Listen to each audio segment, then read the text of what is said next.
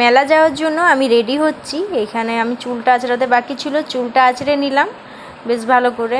লম্বা চুলে একটু বেশি ডিস্টার্ব হয়, কেননা কিছু চুলের স্টাইল হয় না। আর এইখানে বেটু তো মেলা করে চিৎকার করছে, ও যাওয়ার জন্য বিরাট এক্সাইটমেন্ট। তারপরে আমরা সবাই মিলে বেরিয়ে গেছি।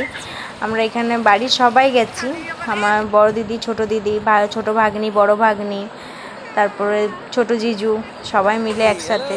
ওই জায়গাটা একটু অন্ধকার ছিল, তারপর মেলা পৌঁছেই বেটু বিরাট আনন্দ, কারণ আমি ওই বিয়ের পর প্রথম দেখছি মেলা, আর বেটু এই প্রথম দেখছে মেলা। একসাথে সবাই মিলে বেশ আনন্দই লাগে মেলাতে।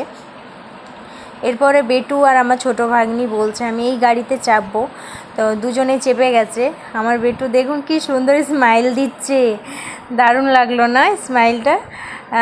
বেটু আর বেটু দিদি একসাথে বসে ওরা তো খুবই আনন্দ নিচ্ছিল, আর আমরা ভিডিও নিচ্ছি দাঁড়িয়ে। আমাদেরও ছোটোবেলার দিনগুলো মনে পড়ে গেল, আমরাও হয়তো এরকম চেপেছিলাম।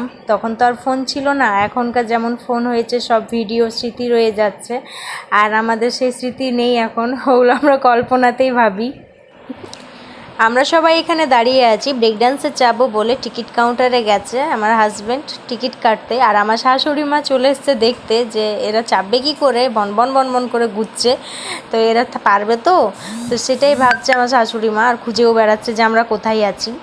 এরপরে বাবা আর মেয়ের দেখুন যুগলবন্দি, ওরা গল্প করছে কি না আইসক্রিম খাবে সেই কারণে।